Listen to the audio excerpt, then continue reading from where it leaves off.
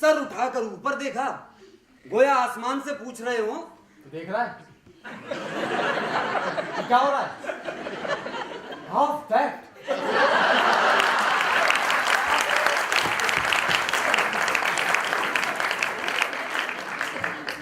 Police ने हथकड़ी डाली।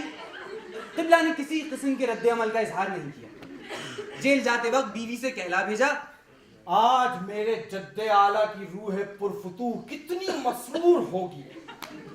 कितनी खुशनसीब बीवी हो तुम कि तुम्हारा दूल्हा, जी हाँ यही लफ्ज इस्तेमाल किया था, एक हरामजादे की ठुकाई करके मर्दों का जेवर पहने जेल जा रहा है। लकड़ी की टांग लगवा कर घर नहीं आ रहा। 2 रकात नमाज शुक्राने की पढ़ना। भतीजे को ताकीद की, हवेली की मरम्मत कराते रहना और अपनी चची का ख्याल रखना। उनसे कहना कि ये दिन भी गुजर जाएंगे, दिल भारी ना करें, और जुम्मे को कासनी दुपट्टा ओढ़ना ना छोड़। बीवी ने पूछवाया, अब क्या होएगा?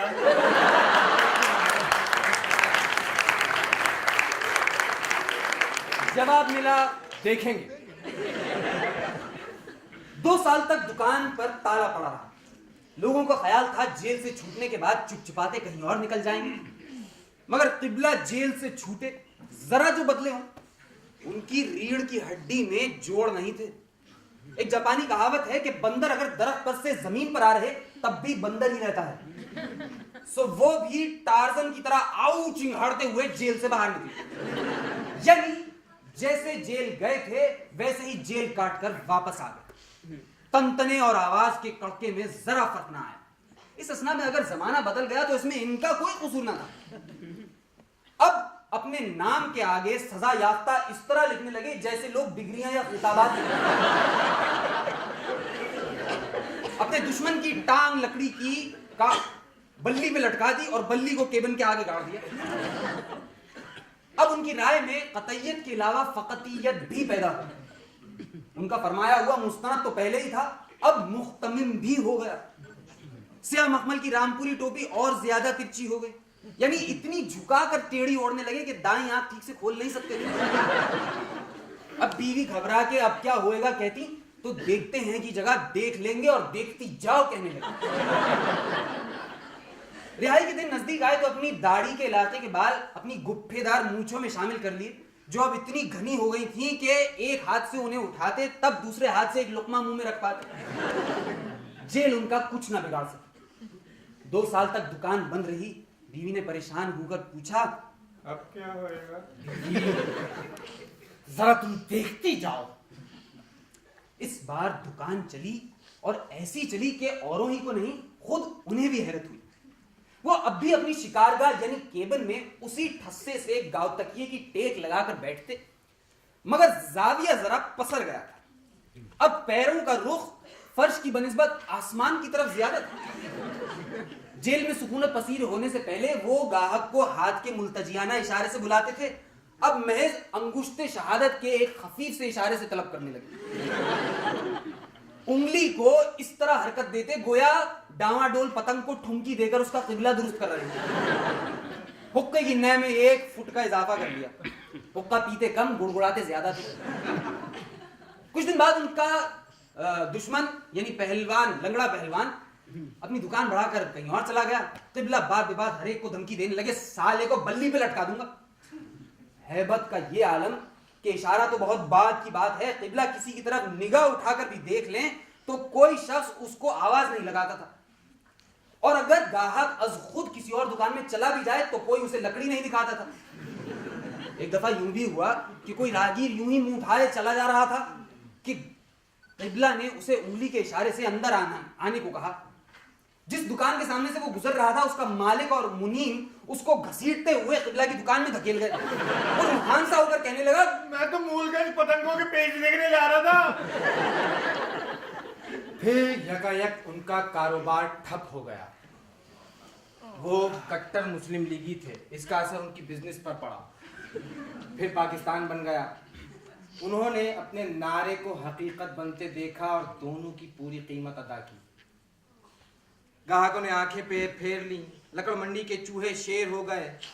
अजीज और अकारीब जिनसे वो तमाम उम्र लड़ते झगड़ते और नफरत करते रहे, एक एक करके पाकिस्तान चले गए, तो एक झटके से ये इंकिशाफ हुआ कि वो इन नफरतों के बगैर जिंदा नहीं रह सकते। और जब इकलौती बेटी और दामाद भी अपनी दुकान बेच खोज के कराची सिधारे, तो इन्होंने भी अपने खैमे की तन्नाबे काट डाली। दुकान औने पौने एक दलाल के हाथ बेची। लोगों का कहना था कि बेनामी सौदा है। दलाल की आड़ में दुकान दरअसल उसी लंगड़े पहलवान सेठ ने खरीद कर इनकी नाक काटी है। खफीफ सा शुबा तो किबला को भी हुआ था, मगर अपनी बला से बूम बसे या हुमा रहे वाली सूरत हाल थी। एक ही झटके में पीढ़ियों के रिश्ते नाते टूट गए और किबला ने अपने पुरखों की जन्म भूमि छोड़ के उनके ख्वाबों की सरजमीन का रुख किया। कानपुर से हिजरत करके कराची आए तो दुनिया ही और थी। अजनबी माहौल, बेरोजगारी, बेघरी उस पर मुस्तजाद। अपनी आबाई हवेली के 10-12 फोटो मुख्तलिफ जावियों से खिंचवा लाए थे। जरा ये पोज तो मुलाहिजा फरमाइए, और ये शॉट तो कमाल का है। हर आए गए को फोटो दिखाते हुए कहते, ये छोड़ कर आए हैं। जिन सरकारी दफ्तरों में मकान के अलॉटमेंट के सिलसिले में दरखास्तें दी थी, उनके भी आला अफसरान को कटहरे के उस पार से तस्वीरी सबूते इस्तेकाक दिखाते हुए कहते, ये छोड़ कर आए हैं। बास्केट और शेरवानी की जेब में और कुछ हो या ना हो, हवेली का फोटो जरूर होता था। ये दरअसल उनका विजिटिंग कार्ड था। कराची के फ्लैटों को कभी माचिस की डिबिया, कभी दड़बे, कभी काबुक कहते, मगर जब 3 महीने जूतियां चटखाने के बावजूद एक काबुक में भी सर छुपाने को जगह न मिली, तो आंखें खुली। अहबाब ने समझाया, फ्लैट 1 घंटे में मिल सकता है, कस्टोडियन की हथेली पर पैसा रखो और जिस फ्लैट की चाहो चाबी ले लो। मगर किबला तो अपनी हथेली पर पैसा रखवाने के आदी थे, वो कहां मानते। महीनों परेशान हाल, भूखे प्यासे सरकारी दफ्तरों की खाक छानते रहे। जिंदगी भर किसी के मेहमान न रहे थे, अब बेटी दामाद के यहां रहने का अजाब भी सहा। हर दुख, हर अजाब के बाद जिंदगी आदमी पर अपना एक राज खोल देती है। बोध गया की छांव तले बुद्ध भी ऐसी ही दुख भरी तपस्या से गुजरे थे। जब पेट पीठ से लग गया, आंखें अंधे कुओं की तह में बेनूर हुई और हड्डियों की माला में बस सांस की डोरी अटकी रह गई, तब गौतम बुद्ध पर भी एक भेद खुला था। जैसा, जितना और जिस कारण आदमी दुख भोगता है, वैसा ही भेद उस पर खुलता चला जाता है। निर्वाण ढूंढने वाले को निर्वाण मिल जाता है, और जो शख्स दुनिया की खातिर कष्ट उठाता है, उसे दुनिया रास्ता देती चली जाती है। सो गली गली खाक छानने और दफ्तर दफ्तर धक्के खाने के बाद किबला के कल्बे हजी पर कुछ अलका हुआ, और वो ये कि कायदे कानून जाबिरों और दानाओं ने कमजोर दिल वालों को काबू में रखने के लिए बनाए हैं। जो शख्स हाथी की लगाम ही तलाश करता रह जाए, वो उस पर कभी चढ़ नहीं सकता। जाम उसी का है जो आगे बढ़कर साफी को जामा मीना समेत डाले। बल्फादे दी गए, जो आगे बढ़कर ताला तोड़ डाले, मकान उसी का हो गया। कानपुर से चले थे तो अपनी जमा जत्था, शजरा, स्प्रिंग से खुलने वाला चाकू, अख्तराबाई, फैजाबादी के 3 रिकॉर्ड, मुरादाबादी हुक्के और सुराही के सब कैरियर स्टैंड के अलावा अपनी दुकान का ताला भी ढोकर ले आए। कानपुर से, अलीगढ़ से खास तौर पर बनवाकर मंगवाया था। 3 सेर से कम का ना होगा। मस्कूरा वाला हल्का होने के बाद बंस रोड पर एक आला दर्जे का फ्लैट अपने लिए पसंद फरमाया। मार्बल की टाइल्स, समंदरी हवा के रुख पर खुलने वाली खिड़कियां जिनमें रंगीन शीशे लगे थे, दरवाजे के जंग आलूदा ताले पर अपने अलीग ताले की एक ही जर्ब से फ्लैट में अपनी आबादकारी बिला मिन्नते सरकार कर ली। फ्लैट पर काबिज हुए यही कोई 3-4 माह गुजरे होंगे कि किबला एक दिन बैठे अपने चूड़ीदार का घुटना रफू कर रहे थे कि किसी ने बड़े गुस्ताखाना अंदाज में उनके दरवाजे को खटखटाया। मतलब ये कि उनके नाम की तख्ती को फटफटाया। किबला ने हड़बड़ा कर दरवाजा खोला। आने वाले ने खुद का तारुफ इस तरह कराया जैसे अपने ओहदे की चपरास उठाकर उनके मुंह पर नहीं मारी हो। महकमा कस्टोडियन इवैक्यूएट प्रॉपर्टी। बड़े मियां, मकान का अलॉटमेंट ऑर्डर दिखाओ। किबला ने बास्केट की जेब से फोटो निकाल कर दिखाते हुए कहा, ये छोड़ कर आए हैं।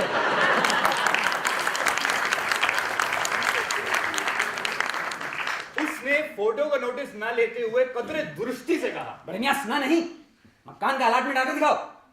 उसने किबला ने बड़ी इरसान के साथ अपने बाएं पैर का सलीम शाही जूता उतारा और उतनी ही रसान से कि उसे गुमान तक ना हुआ कि ये क्या करने वाले हैं, उसके मुंह पर मारते हुए बोले, ये बहसचारों का अलॉटमेंट आर्डर, कार्बन कापी मुलाहिजा फरमाइएगा। उसने आज तक यानी तादमे तजलील रिश्वत ही रिश्वत खाई थी, जूते कभी नहीं खाए, फिर कभी पलटकर उधर का रुख ना किया। किबला ने बड़े जतन से ली मार्केट में लकड़ी की एक छोटी सी दुकान का डोर डाला, बीवी के जहेज के जेवर, वेबले स्कॉट की बंदूक औने पौने बेच डाले, कुछ माल उधार खरीदा। अभी दुकान ठीक से जमी भी ना थी कि एक इनकम टैक्स इंस्पेक्टर उधर आ निकला। खाते, रजिस्ट्रेशन, रोकड़ बही, रसीद बुकें तलब की। अगले दिन किबला हमसे फरमाने लगे, सुना आपने, महीनों जूतियां चटखाता फिरा, दफ्तरों में अपनी औकात खराब करवाता फिरा, किसी ने पलट के ना पूछा कि भैया कौन हो। अब दिल लगी देखिए, कल एक इनकम टैक्स का 30 मार खान दंदनाता है, लका कबूतर की तरह सीना फुला है। मैंने साले को ये दिखा दिया कि ये छोड़कर आए हैं। चंद्रा के पूछने लगा कि ये क्या है। हमने कहा हमारे यहाँ इसे महल सरा कहते हैं।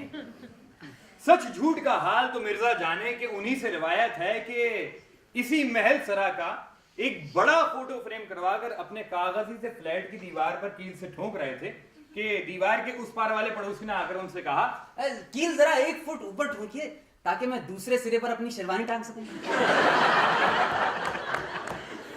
घर में डाकिया या नई धोवन भी आती तो उसे भी दिखाते हुए कहते, ये छोड़कर आए हैं। उस हवेली का फोटो हमने भी बार बार देखा। उसे देखकर ऐसा लगता था जैसे कैमरे को मोटा नजर आने लगा, लेकिन कैमरे की जोफे बसारत को किबला अपने जोरे बयान से यूं दूर कर देते।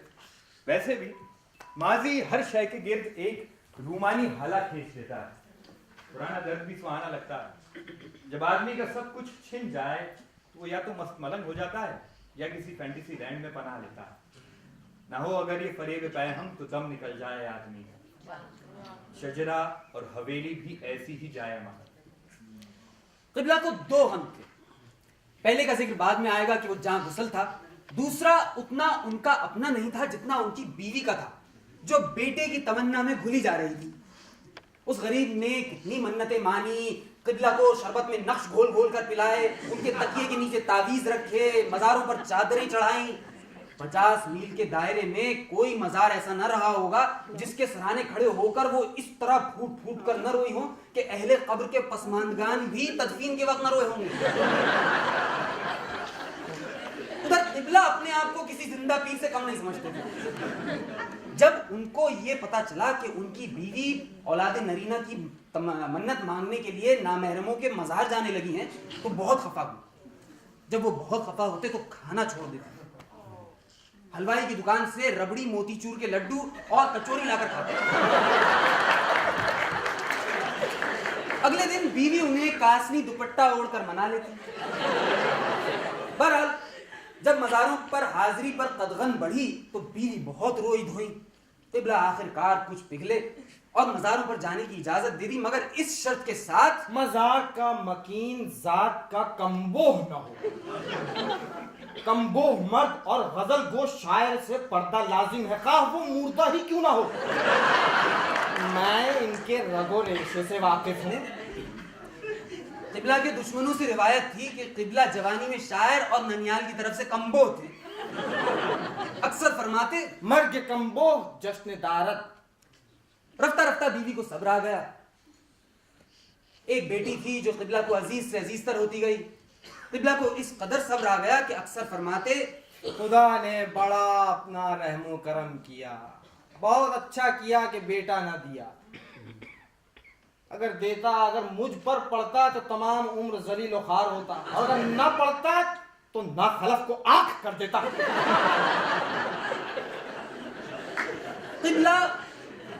किबला मुदम्मग, बदलिहाज, मुंह फट, मशहूरी नहीं ठेद। वो किसी की दिल से बल्कि बेदिली से भी किसी की इज्जत नहीं करते थे। दूसरे को हकीक समझने का कोई ना कोई जवाब जरूर निकाल लेते।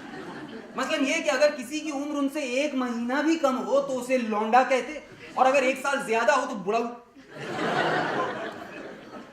उनको कराची ने और कराची ने उनको पहली ही नजर में मुस्तरद कर दी। उठते बैठते कराची में कीड़े डालते।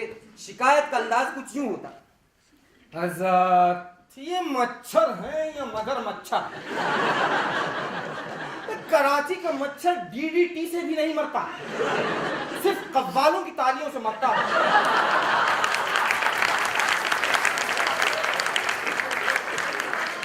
या गलती से किसी शायर को काट ले तो बावला होकर बेऔलादा मरता है। नमरूद मरदूद की मौत नाक में मच्छर घुसने से वाक़ हुई थी। कराची के मच्छरों का शजरा नसब कई नमरूदों के और जरा जबान तो मुलाहिजा फरमाइए। मैंने पहली मर्तबा एक साहिब को पट्टे वाले को पुकारते सुना तो मैं समझा अपने कुत्ते को बुला रहे हैं। मालूम हुआ यहाँ चपरासी को पट्टे वाला कहते हैं। हर वक्त कुछ ना कुछ फड्डा और लफड़ा होता रहता है। टोको तो कहते हैं उर्दू में इस सूरत हाल के लिए कोई लफ्ज नहीं है। भाई मेरे उर्दू में ये सूरत हाल भी तो नहीं है। बम्बई वाले लफ्ज और सूरत हाल अपने साथ लाए। मीर तकी मीर ऊंट गाड़ी में मुंह बांधे बैठे रहे। अपने हमसफर से इसलिए बात न की कि जबान गैर से अपनी जबान बिगड़ती है। मीर साहिब कराची में होते तो बखुदा सारी उम्र मुंह पर ढाटा बांधे फिरते। यहां तक के डाकुओं का सब भेद बनाए फिरने पर किसी डकैती में धर लिए जाते। टोंक वालों को अमरूद को सफरी कहते तो हमने भी सुना था। यहाँ अमरूद को जाम कहते हैं और उस पर नमक मिर्च के बजाय साहिब लगा दे तो मुराद नवाब साहिब लसबेला होते हैं। अपनी तरफ विक्टोरिया का मतलब मलका टोरिया होता था। यहाँ किसी तरकीब से 10-12 जने एक घोड़े पर सवारी गांठ ले तो उसे विक्टोरिया कहते हैं। मैं 2 दिन लाहौर रुका था। वहां देखा कि जिस बाजार में कोयलों से मुंह काला किया जाता है वो हीरा मंडी कहलाती है। अब यहाँ नया फैशन चल पड़ा है। गाने वाले को गुलूकार और लिखने वाले को कलमकार कहने लगे हैं। मियाँ हमारे वक्तों में तो सिर्फ नेकोकार और बदकार हुआ करते थे। कलम और गले से ये काम नहीं किया जाता था। मैंने लालू खेत, चाटीवाड़ा और गोलीमार का चप्पा चप्पा देखा है। 14-15 लाख आदमी जरूर रहते होंगे लेकिन कहीं किताबों और इतरियात की दुकान नजर ना आई। कागज तक के फूल कहीं नजर ना आए। कानपुर में हम जैसे शुरफा के घरों में कहीं ना कहीं मोतिया की बेल जरूर चढ़ी होती थी। हुजूर वाला यहाँ मोतिया सिर्फ आंखों में उतरता है। हद हो गई। कराची में करोड़पति लखपति सेठ लकड़ी इस तरह नपवाता है जैसे कमखात का पार्चा खरीद रहा। लकड़ी दिन में 2 फीट बिकती है और बुरादा खरीदने वाले 50। मैंने बरसों उपलों पर पकाया हुआ खाना भी खाया है लेकिन जो खाना बुरादे की अंगीठी पर पकेगा वो सिर्फ दोज़ा की मुर्दों के 40वें के लिए मुनासिब है। भर पाए ऐसी बिजनेस से। माना कि रुपया बहुत कुछ होता है मगर सभी कुछ तो नहीं। सर को हाजत रवा करने वाला काजियुल हाजात कहा गया है। तस्लीम। लेकिन जब ये खुद सबसे बड़ी जरूरत बन जाए तो वो सिर्फ मौत से रफा होगी। मैंने तो जिंदगी में ऐसी कानी खुतरी लकड़ी नहीं बेची। न सोख्तनी न फरोख्तनी। बढ़ई की ये मजाल कि छाती पे चढ़ के कमीशन मांगे। न दो तो माल को गंदे अंडे की तरह कयामत तक सेते रहो। न हुआ कानपुर। बिसौले से साले की नाक उतार के हथेली पे रख देता कि जा अपनी जुर्वा को 3 मेहर में दे देना। उनकी जिंदगी का एक पहलू ऐसा भी था जिसका किसी से उन्हें इशारतन भी जिक्र करते नहीं सुना। उनकी शादी बहुत चाल चोचले से हुई थी। बीवी बहुत खूबसूरत, नेक तीनत, सलीका शार खातून थी। शादी के कुछ अरसे बाद एक ऐसा मर्द लाहक हुआ कि पहुंचों तक दोनों हाथों से माजूर हो गई। अब घर का सारा काम नौकर और मामाएं तो नहीं कर सकती, लेकिन किबला ने जिस मोहब्बत और दिलसोजी से उनकी तमाम उम्र खिदमत और देख रेख की उसकी मिसाल मुश्किल से मिलेगी। कभी ऐसा नहीं हुआ कि उनकी चोटी बेगुंधी हो या दुपट्टा बेचुना हो या जुम्मे को कासनी रंग का ना हो। साल गुजरते चले गए। वक्त ने कासनी दुपट्टे के नीचे रुई के गाले जमा दिए। लेकिन मजाल है जो किबला की मोहब्बत में जरा फर्क आया। यकीन ही नहीं आता था कि ईसार और रफाकत का ये पैकर वही मखलूकुल गज़ब आदमी है जो घर से बाहर एक चलती हुई तलवार है। वैसे भी जिंदगी भर का साथ हो तो सब्र और सुभाव के मरहले में हजार मुमकिन है। लेकिन किबला को किसी ने भी उस माजूर बीवी से ऊंची आवाज में बात करते नहीं सुना। बीवी से जब उनकी यह हालत ना देखी गई तो उनसे कहने लगी, तो किसी रानबेवा से ही शादी कर लो। हाँ भाग्यवान करेंगे। कहीं 2 गज जमीन का एक टुकड़ा है जो न जाने कब से हमारी बारात की राह देख रहा है, वहीं 4 कांधों पर डोला उतरेगा।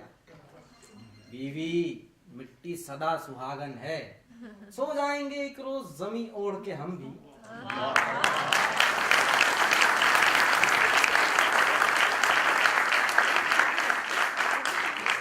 बीवी की आंख में आंसू देखे तो बात करो पलटते हुए, बीवी, ये रानबेवा की शख्स तुमने क्या सोच के लगाई? माना कि शेख सादी कह गए हैं कि जने बेवा मकुन अगर चहूरस, मगर शायद तुमने वो पूर्वी मिस नहीं सुनी। पहले पीवे भिकुआ, फिर पीवे तमकुआ, पीछे पीवे चिलम चाट। जो शख्स पहले हुक्का पीता है वो तो बुद्धू है कि दरअसल वो तो चिलम को जलाने और उसे ताव पर लाने में ही जुटा रहता है। तंबाकू का असल मजा तो दूसरे शख्स के हिस्से में आता है, और जो शख्स आखिर में पीता है वो तो जले हुए तंबाकू से खाली भग भग करता है। कराची में इनकी दुकान तो फिर भी चली, मगर किबला बिल्कुल नहीं चली। जब हालात बद से बदतर होने लगे तो उनके वही ख्वाब मियां इनाम इलाही ने, जो अपनी पूर्ति के बावस उनके मामलात में दरखोर रखते थे, उनसे कहा, दुकान बंद करके एक बस ले लीजिए, रूट परमिट मैं दिलवा दूंगा।